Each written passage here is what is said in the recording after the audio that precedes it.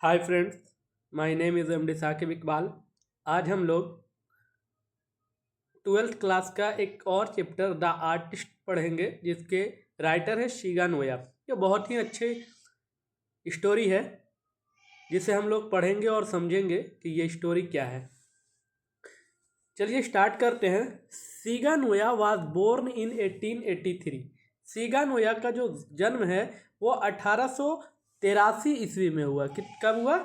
1883 में। And died in 1971, और इनकी मृत्यु 1971 में हुई। Is a celebrated Japanese story writer of the 20th century.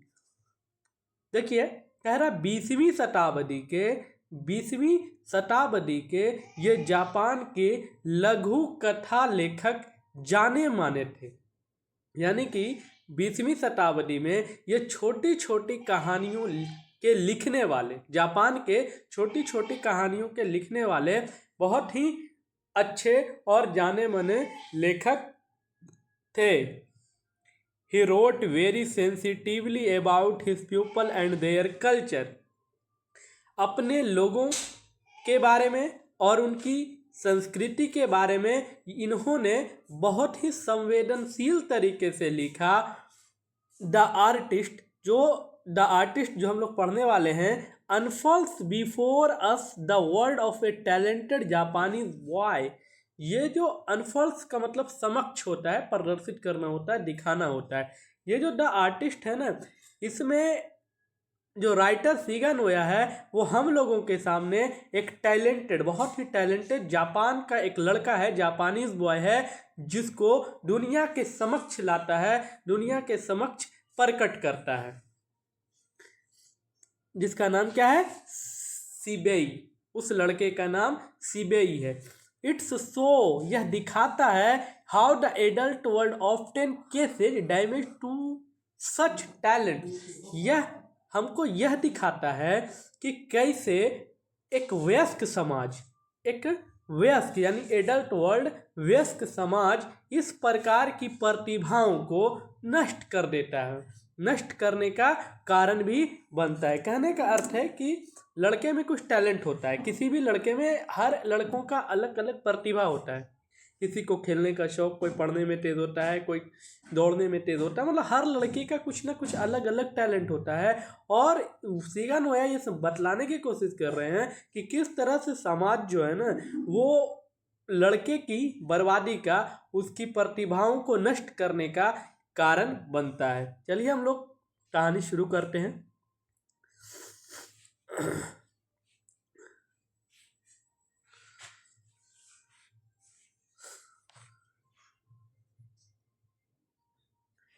सिबेई parents new, कह रहे हैं कि सिबेई के माता पिता जानते थे कि डैड की he often went out to buy himself gourds, कि वह अक्सर, गोट्स का मतलब कद्दू होता है, कि सिबेई के माता पिता यह जानते थे कि वह अक्सर, ऑफ्टन का मतलब अक्सर, वेंट आउट जाता था, टू बाय खरीदने, हिमसेल्फ गोड खुद कद्दू को खरीदने जाता था। गोट्स का मतलब लौकी या कद्दू है ना। तो सिबेई के माता पिता यह जानते थे कि जो सिबेई है ना, वो खुद कद्दू, लौकी खरीदने जाया करता था। He got them for a few sen, और कद्दू जो लौकी है वो उससे कुछ ही सेन में प्राप्त हो जाता था। सेन जो है ना, वो एक जापान की करेंसी है। जैसे भारत की करेंसी रुपया है, उसी तरह जापान की करेंसी क्या है? सेन है। तो कह रहे हैं कि he got them for a few sen, वह जो कद्दू है, लौकी है, वो कुछ ही सेन में प्राप्त हो जाता था। And soon had a sizeable collection, और जल्द ही उसके पास एक बड़ा और अलग अलग तरह के, साइजेबल, छोटे बड़े मीडियम साइज के संग्रह हो गए। किन चीज़ों के? कद्दुओं के, लौकी के। वेन ही केम होम, जब वो घर आता, वेन ही केम होम, जब वो घर आता, he would first bore a neat hole, तो वो क्या करता? सबसे पहले जब जैसे ही वो घर आता तो सबसे पहले लौकी का जो कद्दू है ना उसके ऊपर इन द टॉप यानी कि ऊपर ऑफ द गोड कद्दू के ऊपर में वो एक साफ सुथरा होल करता एंड एक्सट्रैक्ट द सीड और सारे बीजों को निकाल लेता है ना। यानी कि सिबई जैसे ही कद्दू लेके आता तो सबसे पहले वो क्या करता, उस कद्दू को के साफ सुथरे होल करता ऊपर में और उसके बाद उससे बीज को निकाल लेता। नेक्स्ट ही अप्लाइड नेक्स्ट ये क्या हो गया, सेट करो। Next he applied the tea leaves, उसके बाद वो उस पर टी लीव्स कहते हैं चाय के पत्तियों को, to get rid of unpleasant gourd smell. Unpleasant gourd smell का मतलब कद्दू में एक अजीब तरह का स्मेल होता है, बदबू होती है जो पसंद नहीं आता। तो उस बदबू को, उस दुर्गंध को वो ख़त्म करने के लिए उस पर जो है ना चाय की पत्ती अप्लाई करता, यानी कि चाय की पत्ती को रगड़ता। ही देन उसके बाद ही देन वह तब फेच्ड द सेक। सेक जो है ना वो चावल का बना हुआ, सेक जो है ना वो चावल का बना हुआ एक ये होता है, क्या उसको कहते हैं, ड्रिंक। चावल से बनाया गया एक ड्रिंक होता है। तो he then fetched the sake which he had saved up from the dregs in his father's cup and carefully polished the surface। अब इसको आप लोग समझिए, कह रहा है कि उस वो जो गंदी बदबू थी, उस गंदी बदबू से बचने के लिए वो उसने क्या किया, उस पर उस चाय के पत्ती को रीड किया, रगड़ा। उसके बाद कह रहे ही देन फेच द सेक। सेक कहते हैं वो चावल से बना हुआ एक तरह का ड्रिंक होता है। उस ड्रिंक को उसके पापा पीते थे। तो which he had saved up from the dregs in his father's cup, यानी कि पिताजी के कप में कुछ बूंदे बच जाती थी, एक तरह से शराब समझ लिए। उस कप में, उस प्याले में उसके पापा की शराब की कुछ बूंदे, शेक बकी कुछ बूंदे बच जाया करती थी। तो वो उसको केयरफुली, यानी कि उस बूंदे को केयरफुली पॉलिश्ड द सरफेस, उस कद्दू के सरफेस पर पॉलिश किया करता था। क्या करता था, ध्यानपूर्वक पॉलिश किया करता था। समझ गए क्या क्या करता था, कि वो कद्दू लाता था, उसके बाद उस पर एक होल करता था, सारे बीज को निकाल लेता था, उसके बाद टी लीव्स को अप्लाई करता था, और उसके बाद उसके पिताजी जो शराब पीते थे, जो सेक पीते थे, उसकी कुछ बूंदे बच जाया करती थी, उसको उसके बाद क्या करता था, पॉलिश करता था। आगे देखते हैं। एक बार की बात है, सेकंड पैराग्राफ में कह रहा है कि सिबेई वाज पैसेंटली इंटरेस्टेड इन गोड्स। सिबेई जो है ना वो कद्दू में बहुत रुचि था, उसको बहुत मन लगता था, यानी इसका फेवरेट सब्जेक्ट था, है ना। कुछ हर किसी का कुछ ना कुछ फेवरेट होता है, तो इसका कद्दू था। तो इसको कद्दू में बहुत ही रुचि था और ये गहरी रुचि में था। तो सिबेई वाज पैसेंटली इंटरेस्टेड इन गोड्स। सिबेई को कद्दू में, लौकी में बहुत ही इंटरेस्ट था। वन डे, एक दिन, he was strolling along the beach. एक दिन, बीच कहते हैं वो समुद्र के किनारे वाले हिस्से को, है ना। तो कह रहा है एक दिन वह बीच पर टहल रहा था। एक दिन वह बीच पर क्या कर रहा था, बीच के पर टहल रहा था, absorbed in his favourite subject, और अपने फेवरेट सब्जेक्ट में, इसका फेवरेट सब्जेक्ट कौन है, सिबई का कद्दू, उसमें खोया हुआ था। सोच रहा होगा कि हम कोई कद्दू खरीदेंगे, उसको कैसे करेंगे या किस तरह का कद्दू मिलेगा, मतलब वो अपने इसमें खोया हुआ था। ही वॉज स्टार्टेड, अचानक वो चौंक गया। स्टार्ट का मतलब चौंकना। अचानक वो चौंक गया बाय एन अनयूजुअल साइट, एक अजीब तरह का दृश्य देखकर वो चौंक गया। वो एक अजीब तरह का उसको दृश्य दिखा और वो चौंक गया। ही काउट ए ग्लिम्प्स, यानी कि उसको एक अलग तरह की झलक दिखी। काउट ए ग्लिम्प्स का मतलब झलक। ऑफ द बाल्ड, बाल्ड कहते गंजे को, टकले को, है ना, जिसके सर पे बाल नहीं होता है ना, या फिर बाल को मुंडवा लिया होता है, उसको बाल्ड कहते हैं। तो कह रहा है ही काउट ए ग्लिम्प्स, उसको एक झलक मिली, दिखी, ऑफ द बाल्ड, एक गंजे की, elongated head of an old man hurrying out one of the huts by the beach. Huts by the बीच। कह रहा है कि वो अपने पसंदीदा सब्जेक्ट में खोया हुआ था, उनको एक अनोखा दृश्य दिख के चौंक गया और कह रहा है कि उसने एक लंबे सिर वाले गंजे बूढ़े आदमी को समुद्र के किनारे एक बने एक झोपड़ी से बाहर निकलते देखा, है ना। ही क्या देखा? Elongate head of an old man hurrying out one of the huts by the beach. बीच में एक झोपड़ी था और उस झोपड़ी से एक गंजे आदमी को, जो लंबे सर वाला था, इलोंगेटेड हेड, उसको निकलते हुए देखा। देखिए वो कह रहा है ना कि वो जो आदमी था वो गंजा था, है ना, और गंजे आदमी को वो झोपड़ी से निकलते हुए देखा। तो जैसे ही देखा ना तो कह रहा व्हाट ए स्प्लेंडेड गॉड, क्या शानदार कद्दू है। यानी कि ये दूर से देख रहा था उसको, और इसको देख, क्योंकि ये अपने सब्जेक्ट में खोया हुआ था, तो इसको देखने पर लगा कि ये इस तरीका, ये तो कद्दू है ना। वो मतलब ध्यान नहीं उसको लग पाया कि ये कोई किसी आदमी का सर है। इसको लगा व्हाट ए स्प्लेंडेड गॉड, क्या कद्दू है। थाउट सिबेई जो है ना वो सोच रहा था वाह क्या कद्दू है। The old man disappeared. Disappeared का मतलब होता है गायब हो जाना, है ना। डिसअपियर्ड का मतलब होता है गायब हो जाना।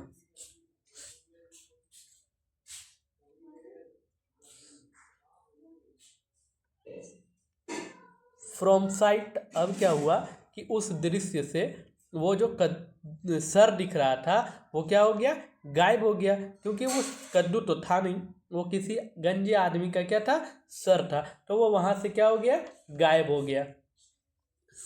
वैगिंग हिज बाल्ड पाइन पेट। पेट का मतलब सर होता है, पेट का मतलब क्या होता है? Head, sir. तो कह रहा है कि वो जो आदमी है ना अपने सर को हिलाते हुए, क्योंकि वो आदमी चल रहा था, तो वो आदमी अपने सर को वैंगिंग करते हुए वो आदमी वहां से गायब हो गया। Only then did Seibei realise his mistake. तब सिबेई को महसूस हुआ कि यह उसकी गलती था। And he stood there laughing loudly to himself. और अपने ऊपर वो खुद जोर जोर से हंस रहा था। यानी कि इसको लगा कि वो कद्दू है, लेकिन वो किसी आदमी का सर था। और जैसे ही उसको ये महसूस हुआ कि हमने गलत फील किया, गलत हमने सर को कद्दू समझ लिया, तो वो अपने ऊपर हंस पड़ा और ज़ोर ज़ोर से हंस पड़ा। ही laughed all the way home. और पूरे रास्ते वो जो है ना हंसते हुए घर गया। चलिए आगे देखते हैं। When ever he part A grocery. जब भी वो किसी किराने की दुकान से, ग्रोसरी का मतलब किराने की दुकान, है ना, जब भी वो किसी किराने की दुकान से गुजरता, क्यूरियो शॉप कहते हैं यूनिक यूनिक चीज़ें रखने वालों को, तो क्यूरियो शॉप के पास से गुजरता, या कन्फेक्शनर या कोई हलवाई की दुकान से गुजरता, और इनफैक्ट एनी प्लेस, या किसी भी स्थान से ये गुजरता डेट सोल्ड गॉड्स, जहाँ कद्दू बिकते हो, है ना, तो वो किसी भी जगह से गुजरता ना, या किसी लौकी बेचने वालों के पास से गुजरता, या किसी हलवाई के पास से गुजरता, किसी किराने वाले दुकान के पास से गुजरता, कहीं से भी ये गुजरता, he stood for minutes on and. तो वहाँ पर खड़े होकर कुछ मिनट तक वो देखता। His eyes glued to the windows. और उसकी जो आंखें हैं वो चिपक जाती खिड़कियों से। एपराइजिंग द प्रीसियस फ्रूट। और उस कीमती फल का वो मूल्यांकन करने लगता है, यानी कि इसका दाम कितना रहेगा, कितना होना चाहिए, ये कितना में मिलना चाहिए, इस तरह से वो उसका मूल्यांकन करने लगता। और उसकी आंखें वहाँ पर क्या होती? चमक जाती, यानी चमक नहीं सॉरी चिपक जाती। आगे कह रहा है चौथा नंबर पैराग्राफ में, सिबेई वाज 12 ईयर ओल्ड। सिबेई जो है ना वो 12 वर्ष का लड़का था। कितना वर्ष का लड़का था? सिर्फ 12 वर्ष का लड़का था। And still at primary school. और अब भी वो प्राथमिक विद्यालय में पढ़ रहा था। आफ्टर क्लास के बाद, instead of playing with the other children, दूसरे बच्चों की तरह खेलने के बजाय, जब बच्चे लोग स्कूल में होते हैं तो वो चाहते हैं जल्दी छुट्टी हो, हम लोग खेलने जाए, लेकिन सिबेई ऐसा नहीं था। जैसे ही क्लास से छुट्टी होता तो वो दूसरे बच्चों के साथ खेलने के बजाय he usually wandered about the town. वो शहर में घूमने निकल जाता। अक्सर वो शहर में क्या करता? घूमने निकल जाया करता था। लुकिंग फॉर गॉड्स, किसके लिए? कद्दू की तलाश में, कद्दू की खोज में, कद्दू को देखने के लिए वो शहर में निकल जाया करता था। अब कह रहा है कि then in the evening he would sit cross legged in the corner of the living room working. कह रहा उसके बाद जब शाम में वो घर आता, देन इन द इवनिंग, शाम में, he would sit cross legged. Sit cross legged का मतलब होता पालथी मारकर बैठना। तो वो पालथी बैठकर बांधकर बैठ जाता इन the corner of the living room. जो लिविंग रूम होता है उसके कोने में पालथी मारकर बैठ जाता और वर्क करने लगता on his newly acquired fruit, उसके जो नए फल प्राप्त किए थे। यानी कि उसने जो नया फल लाया था उस नए फल पर वो काम करना शुरू कर देता। काम तो आप लोग को मालूम ही हो गया होगा कि पहले उस पर होल करता, फिर बीज को निकालता, फिर टी लीफ अप्लाई करता, उसके बाद जो पापा के गिलास में शराब की बूंदें बच जाती उससे पॉलिश करता है ना, ये सब तो जान ही गए। आगे देखते हैं। When he had finished treating it, treat का मतलब उपचार करना। जब वो इस उपचार को, इस काम को कंप्लीट कर लेता, he poured in a little sake, उसके बाद इसने क्या किया, वो जो शेक, वो जो शराब, वो जो चावल की बनी हुई शराब थी उसको क्या करता, उसमें ही पोर्ड, उसमें क्या करता, डाल देता, थोड़ा सा शेक को उसमें क्या करता, डाल देता। इंसर्टेड ए कॉर्क स्टॉपर, कॉर्क स्टॉपर कहते हैं, मतलब वो जो होल किया था ना उसमें थोड़ा सा शराब डाल देता और डालने के बाद उसको कॉर्क स्टॉपर से उसको लॉक कर देता ताकि शराब की बूंदें जो है ना वो बाहर ना गिरे, ना निकले। तो कह रहा है इंसर्टेड ए कॉर्क स्टॉपर, एक कॉर्क स्टॉपर को उसमें डाल देता, विच ही हैड फैशनड हिमसेल्फ, जिसको, जो कॉर्क स्टॉपर उसने खुद बनाया था। उसके बाद रैप्ड इन ए टॉवेल, और उसके बाद उस कद्दू को एक टॉवेल, एक तौलिए में लपेट देता। Put this in A tin, और उसके बाद specially kept for the purpose, और उसके बाद इस कद्दू को, उस लौकी को एक टीन में रख देता, यानी टीन हम लोग कंटर कहते हैं, उस कंटर में रख देता, उस टीन में रख देता, specially kept for the purpose, जो खास करके इसी उद्देश्य के लिए मंगाया था, इसी उद्देश्य के लिए खरीदा था, उसको उस टीन में रख देता। And finally place the whole thing in the charcoal foot warmer, और उसके बाद कह रहा है कि अंत में पूरी चीज़ को चारकोल फुट वार्मर में रख देता। चारकोल फुट वार्मर कहते हैं, चारकोल वो कोयले को गर्म करने वाला जो होता है ना, नीचे जैसे एक जाली टाइप का बना होता है, नीचे कोयला होता है और ऊपर में रखा हुआ रखने वाला चीज़ें, तो भूटा भूनने वाला देखे होंगे आप लोग, या फिर कबाब वगैरह लगाने वाला, उस तरह की चीज़ें। तो कह रहा है कि plate the whole thing in the charcoal food warmer, उसके बाद सारे चीज़ों को वो चारकोल फूड वार्मर पर रख देता। Then he went to the bed, और उसके बाद वो सोने चला जाता, बेड पर सब चला जाता है ना।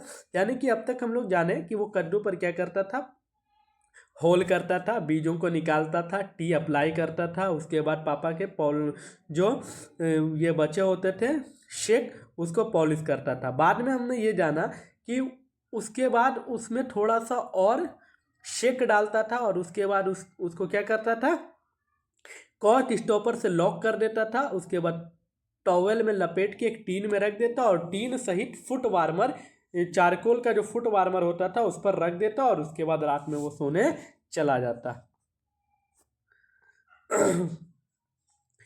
As soon as he woke the next morning, और सवेरे सवेरे और जल्दी सवेरे जो उठता तो जल्दी जल्दी वो कहाँ जाता, he would open the tin and examine the gourds, वो टीन के पास ही जाता है। Soon as he woke the next morning, कह रहा अगली सुबह जैसे ही वो उठता, जैसे ही वो उसका नींद खुलता, वो कुछ नहीं देखता, सबसे पहले वो टीन के पास जाता, उस टीने के पास जाता जिसमें वो लौकी रखा था, और उसके बाद उसको खोलकर लौकी की जांच करता।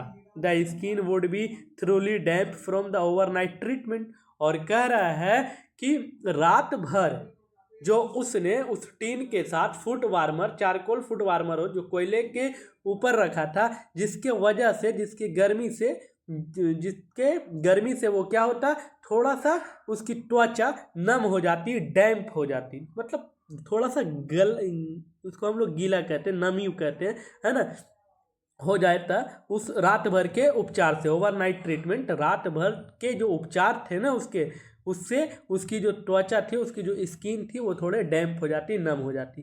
सिबेई would gaze adoringly at his treasure before trying string, कह रहा है, देखो ट्रेजर का मतलब होता है खजाना, ट्रेजर का मतलब क्या होता है, खजाना। तो कह रहा है कि ये सीबीआई जो है ना, सीबीआई के लिए ये जो चीज़ें थी वो खजाने थी। खजाना मतलब ये जो लौकी था इस पर इतना सारा ट्रीटमेंट जो करता था, उसके बाद ये चीज़ें सीबीआई के लिए खजाना थी। तो देखो, Seibei would gaze adoringly at his treasure before trying a string round the middle and hanging it in the sun to dry. उसके बाद सीबीआई क्या करता, बीच में एक डोरी बांधकर धूप में सूखने के लिए ये लटका देता इस खजाने को, जिससे को वो बहुत चाहता था, है ना। इस खजाने को ट्राइंग स्ट्रिंग, एक रस्सी से बांधकर, round the middle, middle page में एक रस्सी से बांधकर, हैंगिंग लटका देता, to the sun to dry, सूरज की रोशनी में सूखने के लिए। Then he set out for school, और उसके बाद उसको धूप में लटका कर सूखने के लिए छोड़कर उसके बाद वो कहाँ चला जाता, स्कूल चला जाता। आगे देखते हैं, कह रहा है कि सीबीआई, इधर आओ, Seibei lived in harbour town. Seibei, harbour कहते हैं बंदरगाह, बंदरगाह जहाँ पर जहाज वगैरह लगता है ना। तो सीबीआई जो है ना वो एक हार्बर टाउन में रहता था, बंदरगाह के शहर में रहता था, नगर में रहता था। Although it was officially A city, हालांकि यह आधिकारिक तौर पर एक शहर था, ऑफिशियली एक शहर था। One could walk from one end to the other in a matter of 20 minutes, 20 minute के अंतराल में एक छोर से दूसरे छोर तक चल सकता था। देखो, कह रहा है कि सीबीआई जो है ना वो एक हार्बर टाउन में रहता था। हार्बर टाउन कहते हैं एक बंदरगाह जहाँ जहाज़ें आकर लगती है, माल उतरता, माल लोड होता है ना, इस तरह की चीज़ों। तो कह रहा है हालांकि यह ऑफिशियली तौर पर एक शहर भी था, और एक छोर से दूसरे छोर में जाने में हम 20 मिनट में हम एक छोर से दूसरे छोर तक जा सकते थे। Seibei was always wandering about the street and had soon come to know every place. कह रहा सीबीआई जो है ना वो हमेशा से टहलता था हर गलियों में। सीबीआई जो है हमेशा सड़कों पर गलियों में घूमता रहता था, and had soon come to know every place, और हर जगह को वो लगभग पहचान गया था। दैट सोल्ड गोड्स, जहाँ जहाँ कद्दू बिकते थे वो हर एक गली को पहचान गया था। मतलब कद्दू के चक्कर में इतना पागल था ही कि हर एक गली घूम लिया, हर एक सड़क घूम लिया, हर एक मोहल्ला घूम लिया, और जहाँ जहाँ कद्दू बिकता था, जहाँ जहाँ गोड्स मिलता था, हर जगह को ये जानता था। एंड और to recognise almost every gourds on the market, और लगभग बाजार में जितने भी कद्दू के जगह थे हर जगह को ये क्या करता था, पहचान गया था।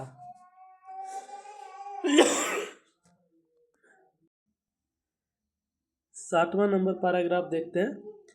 कह रहा he did not care much about the old gnarled peculiarly formed gods usually favored by collectors। Collectors जो है ना वो संग्राहक को कहते हैं, जमा कर्ता को कहते हैं। gnarled का मतलब टेढ़े मेढ़े होते हैं, और पेक्युलरली फॉर्म्ड का मतलब होता है विचित्र रूप से। तो कह रहा है कि he did not care much about old, ये जो सीबीआई था ना वो पुराने टेढ़े मेढ़े, पुराने gnarled टेढ़े मेढ़े और विचित्र रूप के जो कद्दू होते थे उसको पसंद नहीं करता था, जो यूजुअली फेवर्ड बाय कलेक्टर्स, जिसे संग्राहकर्ता पसंद करते थे। कहने का मतलब है संग्राहकर्ता जो है ना वो अजीब टेढ़े मेढ़े और विचित्र तरह के कद्दुओं को रखते थे, लेकिन उन सब कद्दुओं को ये जो सीबीआई है वो पसंद नहीं करता था। The type that appealed to CBI was even and symmetrical। कह रहा है कि सीबीआई को जो है ना वो इवन यानी समतल, और सिमेट्रिकल का मतलब सुडौल यानी कि गोल हो, समतल हो, इस तरह की कद्दुएं पसंद थी। सीबीआई को समतल कद्दुएं पसंद आती थी।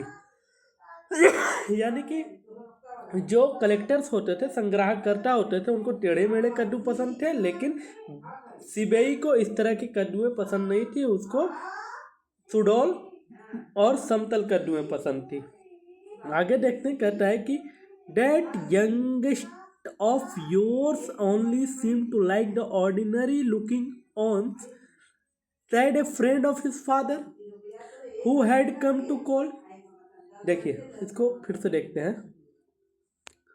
कह रहा है कि that youngster of yours only seem to like the ordinary looking ones. कह रहा है कि तुम्हारा वो जो छोटू है, यानी कि तुम्हारा वो जो यंगस्टर बेटा है, साधारण दिखने वाले कद्दुओं को ही पसंद करता है। said a friend of his father who had come to call। उसके पिता के एक दोस्त जो उसके पिता को बुलाने आए थे, उसने कहा कि तुम्हारा जो बेटा है ना, वो साधारण दिखने वाले कद्दुओं को ही सिर्फ पसंद करता है, अलग अलग या विचित्र तरह के कद्दुओं को पसंद नहीं करता है, बल्कि जो जो नॉर्मल साधारण दिखने वाला कद्दू है उसे ही पसंद करता है। He pointed at the boy। उसने लड़के की तरफ इशारा किया। Who was sitting in the corner। जो कोने में बैठा हुआ था। Busy polishing a plain round gourd। Plain गोल से लौकी पर, कद्दू पर वो पॉलिश करने में बिजी था। उसकी तरफ इशारा करके उसके पापा के दोस्त ने कहा। आगे देखते हैं, फैंसी ए लैड। लैड का मतलब भी लड़का होता है। Fancy a lad spending his time playing around like that with gourds. उसके पापा कहते हैं कि कल्पना कीजिए कि यह एक जो लड़का है, ये जो मेरा बेटा है, वो दिन भर कद्दुओं के साथ खेलने में समय बिताता है। दिन भर ये कद्दू के साथ ही खेलता रहता है। Sad is father. उसके पिता ने कहा। गिविंग सेईबेई ए डिस्गस्टेड लुक। और उसने उसे घृणा भरी दृष्टि से देखते हुए कहा, यानी कि पापा उसके गुस्सा करते थे और उसने गुस्सा भरी नज़रों से अपने बेटे को यानी सीबेई की तरफ देखते हुए कहा कि आप सोचिए, कल्पना कीजिए, एक लड़का जो अपना सारा दिन कद्दू के साथ देते रहता है, समय बिताते रहता है, इसको और कोई काम है नहीं। तभी कहता है कि शी हेयर। देखो यहाँ क्या कहता है, देखो इधर देखो। सीबेई माई लैड। सीबेई मेरे बेटे, सीबेई मेरे लड़के, इधर देखो। Sad the friend. पापा के जो दोस्त थे उसने कहा कि इधर देखो मेरे लड़के। There's no use just collecting loads of those thing. क्या कह रहा है कि there's no use just collecting loads of those thing, यानी कि इतनी सारी चीज़ें इकट्ठे करने का कोई फ़ायदा नहीं। लोड्स ऑफ दोज थिंग, इतनी सारी जो चीज़ें हैं इसको तुमने कलेक्ट किया, संग्रह किया, इकट्ठा किया, इसका कोई मतलब नहीं है। It's not the quantity that count. क्या कह रहा है कि मात्रा, यानी कि जो चीज़ों की क्वांटिटी होती है, काउंट्स होती है, वो मात्रा जो है वो मायने नहीं रखती। यानी किसी भी चीज़ में क्वालिटी मायने रखती है, क्वांटिटी मायने नहीं रखती। तुम जानते हो। What you want to do it is to find one or two really unusual one. Unusual one का मतलब असामान्य। कह रहा है कि जो तुम करना चाहते हो वास्तव में एक या दो असाधारण खोजो। कहने करते इसको समझ लिए। कह रहा है उसका दोस्त कि देखो मेरे बेटे, इतनी सारी कद्दू जमा करने की ज़रूरी नहीं है। ज़रूरत ये है कि तुम मात्रा यानी क्वांटिटी को गिनती मत करो। तुम ऐसा करने की कोशिश करो, तुम पसंद करते हो इन चीज़ों को, तो तुम ऐसा करो कि एक कद्दू या दो कद्दू जो असामान्य दिखता हो, अलग तरह का दिखता हो, उस पर तुम काम करो। इस तरह से उसके पिताजी के जो दोस्त है ना, उसको समझाने की कोशिश की। आगे देखते हैं, 11 नंबर पैराग्राफ में कह रहा है कि I prefer this kind said सीबेई and let the matter drop. कहता है कि मैं ऐसा ही पसंद करता हूं, सीबेई ने कहा। आई प्रीफर दिस काइंड, मैं इसी तरह की कद्दू पसंद करता हूँ, यानी कि मुझे सिमेट्रिकल ही पसंद है, मुझे समतल ही कद्दू पसंद है। सैड सीबेई ने कहा and let the matter drop, और बात को यहीं पर ख़त्म कर दिया। सीबेईज फादर यानी कि सीबेई के जो पिताजी हैं एंड हिज फ्रेंड, और उसके जो दोस्त हैं, स्टार्टेड टॉकिंग अबाउट गोट्स, उन लोगों ने भी कद्दू के बारे में बात करनी शुरू कर दी। रिमेंबर डेट, ये दोनों आपस में बात कर रहे हैं। रिमेंबर डेट, याद है, रिमेंबर डेट, याद है। द डेट बेकिन गोड दे हैड, बेकिन गोड they had at the agriculture show last spring. कह रहा है कि ये दोनों आपस में कद्दू के बारे में बात करना शुरू कर दिया और कहा याद है तुम्हें कि वह जो बेकिन में लौकी जो पिछले साल बसंत के मौसम में हम लोगों को दिखाया गया था, है ना। एग्रीकल्चर शो, एग्रीकल्चर यानी कि खेती का जो शो होता है, कृषि का जो शो होता है, उस बसंत के महीने में, लास्ट बसंत के महीने में, है ना, मौसम में बेकिंग में जो कद्दू हम लोग देखे थे, तुम्हें याद है। यानी कि ये दोनों दोस्त आपस में बात कर रहे हैं कि एग्रीकल्चरल शो में जो लास्ट स्प्रिंग के मौसम में हुआ था, बेकिन में हम लोगों ने कद्दू देखा था, ये वो तुम्हें याद है। सैड हिज फादर, उसके पिता ने कहा it was a real beauty wasn't it, यह बहुत ही सुंदर था, वह वास्तव में बहुत ही सुंदर था, है ना। यानी कि ये दोनों आपस में बात कर रहे हैं। 14 नंबर पैराग्राफ कह रहा है यस, हाँ, आई रिमेंबर, मुझे याद है, डैट बिंग, बड़ा भी था, लॉन्ग वन, और लंबा भी था, यानी कि वो बड़ा सा था और लंबा सा था।